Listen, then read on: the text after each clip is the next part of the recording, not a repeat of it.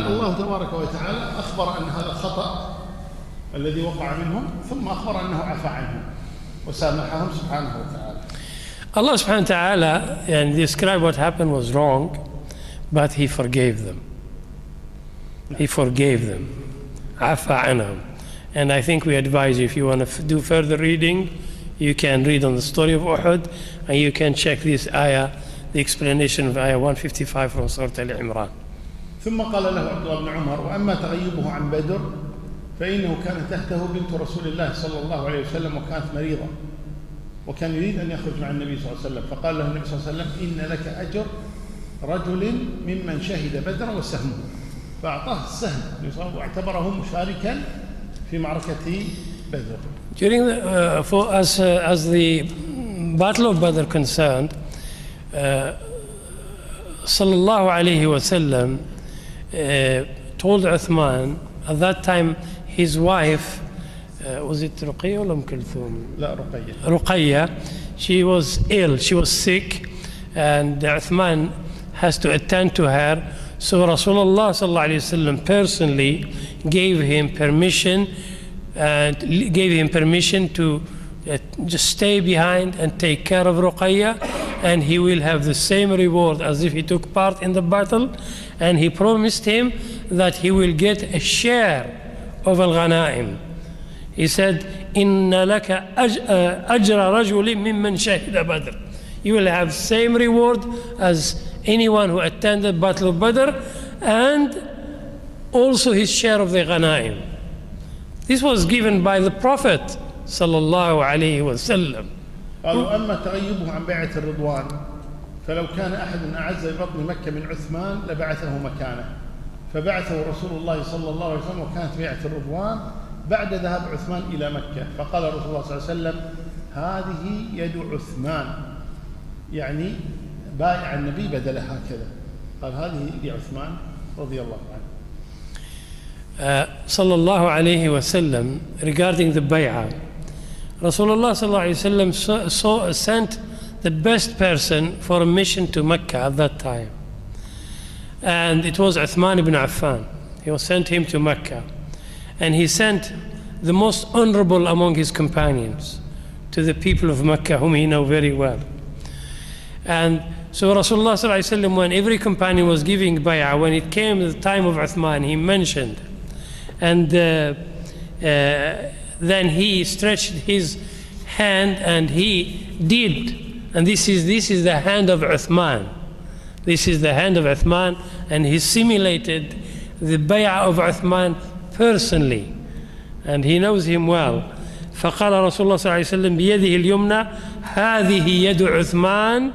فقال Ibn Umar, then Ibn Umar told this man, go away with this information. نعم، لأن بيعة الرضوان أصلا كانت لأجل عثمان عندما أرسله النبي إلى مكة حتى يتفق معه في الحديبية. لما قبل كانت قريش كل فترة ترسل شخصا. أرسلت عروة بن مسعود، وأرسلت سهيل بن عمرو، وأرسلت زعيم الأحابيش، ترسلهم للنبي صلى الله عليه وسلم حتى يتفقوا معه. الرسول أرسل عثمان، ثم بلغ النبي صلى الله عليه وسلم أن عثمان قتل هناك، فجمع الصحابة وقال: قتل عثمان، تبايعوني على الموت؟ فبايعوا الرسول على الموت. البيعة كانت لأجل عثمان رضي الله عنه. فلما بايعوا النبي صلى الله عليه وسلم قال النبي صلى الله عليه وسلم بيده اليسرى: وهذه لعثمان، كأنه بايعني، لأنه لو كان موجود سيبايع. وضع يده بيده وقال: هذه لعثمان، وتمت البيعة. فطبيعي لا يحضر عثمان.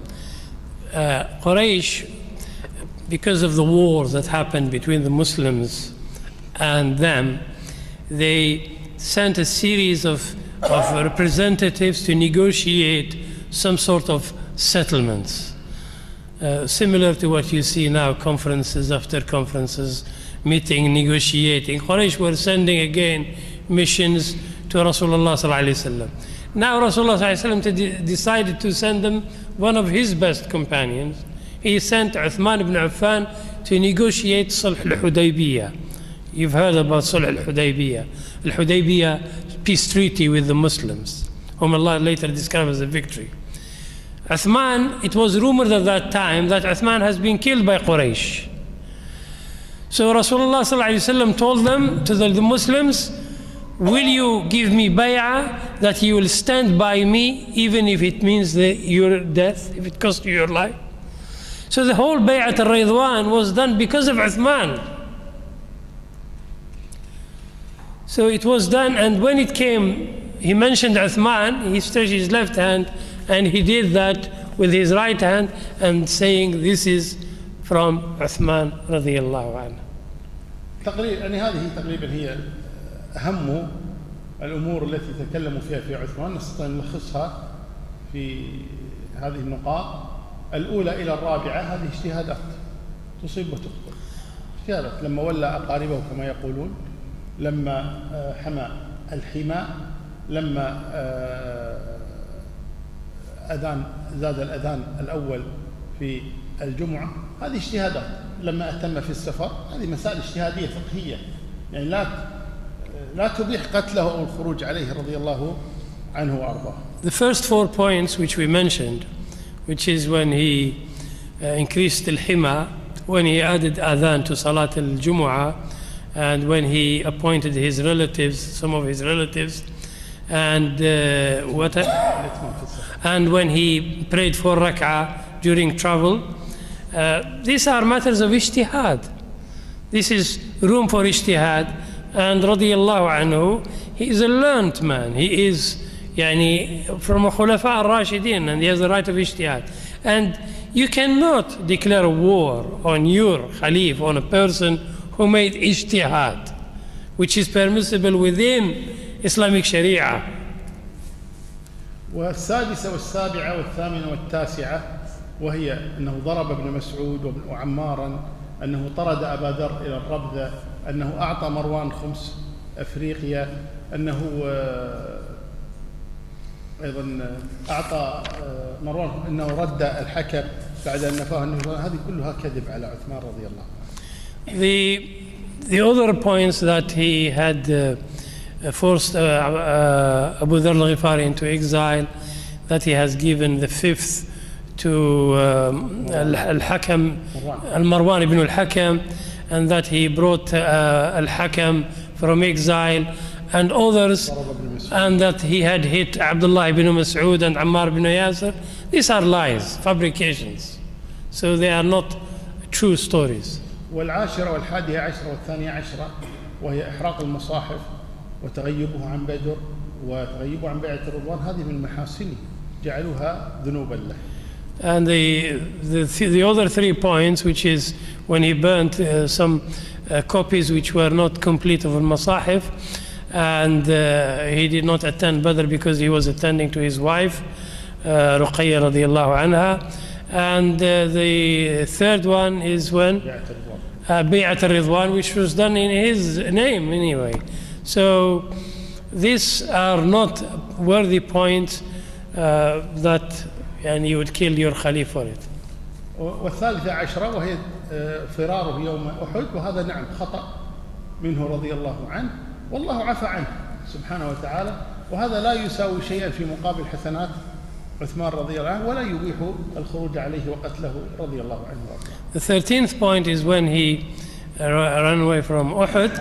That was a mistake, but Allah had forgiven him. But still, that is not enough to go out against your Amir and to declare war on him or kill him. هذه جملة المآخذ التي تكلموا فيها على عثمان رضي الله عنه، تم الرد عليها، وإن شاء الله الآن نسمع منكم، والجمعة القادمة نتكلم عن مقتله وما ترتب على ذلك.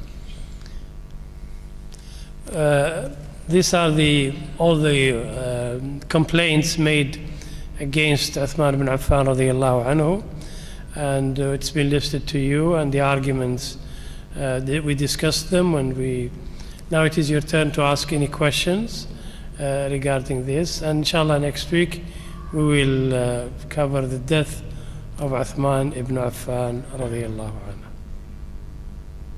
Tafadhal. He raised his hand before you. Tafadhal.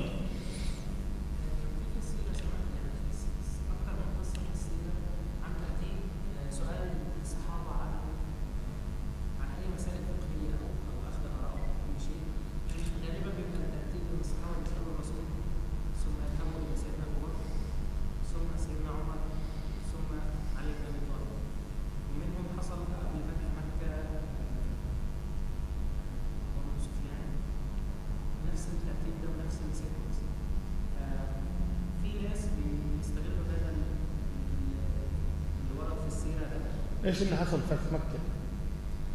قبل فتح مكة أظن أبو سفيان لما أتى المدينة برضه كان يستشير النبي وكان يتمنى أن لا يذهب لفتح مكة بعد ما نقض العهد، وطلب من سيدنا أبو بكر أن يتوسط له للنبي، وبعدين طلب من سيدنا عمر أن يتوسط له للنبي، وبعدين طلب من علي. وما طلب من علي، قال لي علي كلم فاطمة. لا، طلب من علي أن يكلم فاطمة. أنا مش متوحد. لا أنا أقول بس اسمع له، بس هو اسمع. طلب من علي، قال لي علي كلم فاطمة تكلم النبي صلى الله عليه وسلم لأنها بنته. إيه؟ فكان الترتيب ده كان في ناس بتستشهد بيه. لا غير صحيح أبدا. لا، عثمان يعني لا يقدم عليه علي بالعلم رضي الله عنهم أجمعين، فبالعكس ولذلك شبه إجماع بين الصحابة لما اختاروا عثمان على علي في الخلافة. Brother Yusuf has raised the point where he said that when it comes to questions, they would normally ask Rasulullah sallallahu alaihi wasallam, and if the messenger is not there, they would ask Abu Bakr, and if it's not Abu Bakr, they would ask Umar, and if it's not Umar, they would ask Ali. So implying that Ali should have come before Uthman. And then he mentioned a story during the conquest of Mecca regarding Abu Sufyan. And when Abu Sufyan pleaded with Rasulullah sallallahu alaihi wasallam, so he used Umar, and then he used Abu Bakr, used Umar to tell Rasulullah sallallahu alaihi wasallam, and then he told Ali, and he didn't mention Uthman. Shaykh told Ali, not Ali personally, but he told Ali to ask Fatima as her father, to speak. So not because he thought, he did not bypass Uthman because he thought Ali was better in knowledge. And this should never be used as to claim that Ali has more knowledge than Uthman or he has a preference over Uthman. This is a misuse of the story. It's a weak way of using it. Thank you for the question. Any other? تفضل. أحد عنده سؤال؟ تفضل brother. Yes. عليكم السلام. I'd like to know more about Marwan. Why does Rasulullah asked him to stay outside of the territory? Who was basically he? Why? Okay. He's asking the question why Marwan was forced to go to Mecca into exile by Rasulullah sallallahu alaihi wasallam. Is that the question? Yes. Why he was important person? Was he really an important person? Was he an important person? يقول لماذا رسول الله صلى الله عليه وسلم نفى مروان إلى مكة، وهل ما هي أهمية مروان، ما هو وزنه في المجتمع القرشي؟ أول شيء الحكم وليس مروان. First, it is not Marwan, it is his father, Al-Hakam. مروان ليس بصحابي. Marwan is not a Sahabi. Marwan, he came later as a young man.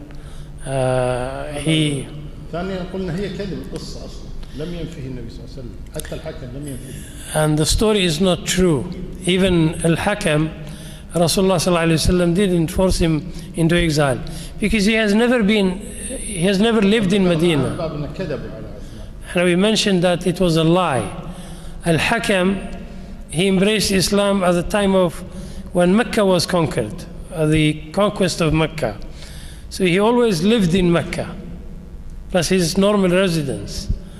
So he was not, the whole story that he exiled him was a made-up story. تفضل يا شيخ علي. وعليكم السلام ورحمة الله وبركاته. My question is, during the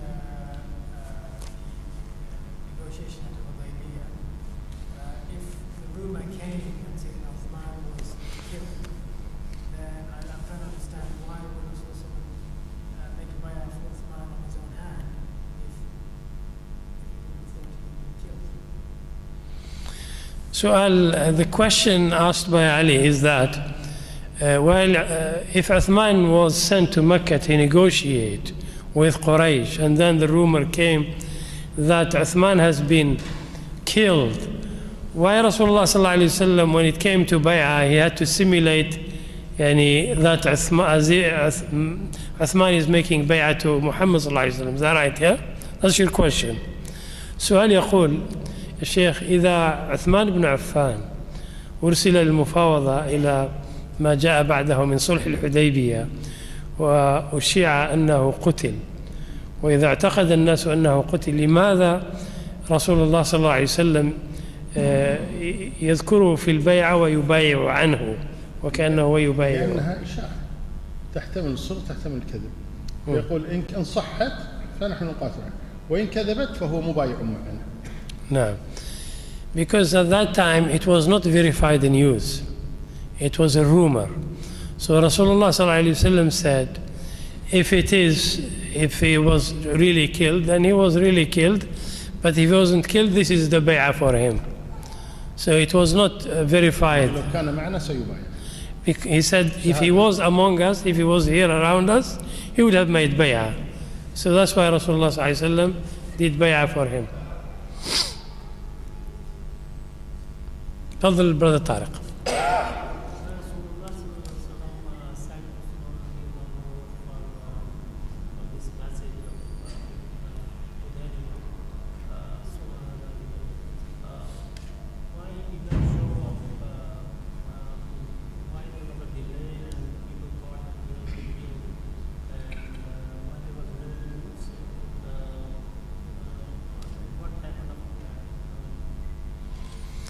The Shaykh said it was a rumor. Brother Tariq is asking the question. He said, if Uthman was sent there, wallahi, I'm not sure, to be honest with you, the question, what is exactly, what are you trying to... When one of the people thought that he had been killed, so I just want to know the reason why there was a delay and his part, why he did not come back with the message from Quraysh. No. He's saying if there was a news that he was killed and he wasn't killed, why there was a delay for him to come back to Medina? يقول إذا أشيع أنه قتل. Did I repeat the question correctly? Was he rescued or was he supposed to stay back in Makkah and يقول إذا يعني was he rescued by or he was asked to wait there. يسأل عن ذهاب عثمان بن عفان إلى قريش وخبر مقتله. لماذا طالت الفترة قبل؟ لماذا لم يعجل بالرجوع ويخبر الناس يطمئنهم؟ حبسوه قريش حبسته. قريش had captured him, imprisoned him. So yes. أنهم قتلوه. This was he was captured by Quraysh, and they would not let him. They refused him to go back to Medina. Sorry, to Al-Hudaybiyah. It was against his will, so he was not allowed to go back to Al-Hudaybiyah. It was against his will, and this is why there was even rumor that he was killed. So when the bay'ah came, Rasulullah sallallahu alaihi wasallam said that had Uthman been with us, he would have made bay'ah, and this is the hand of Uthman, and he made bay'ah on his behalf. Sallallahu alaihi wasallam. Okay. Yes.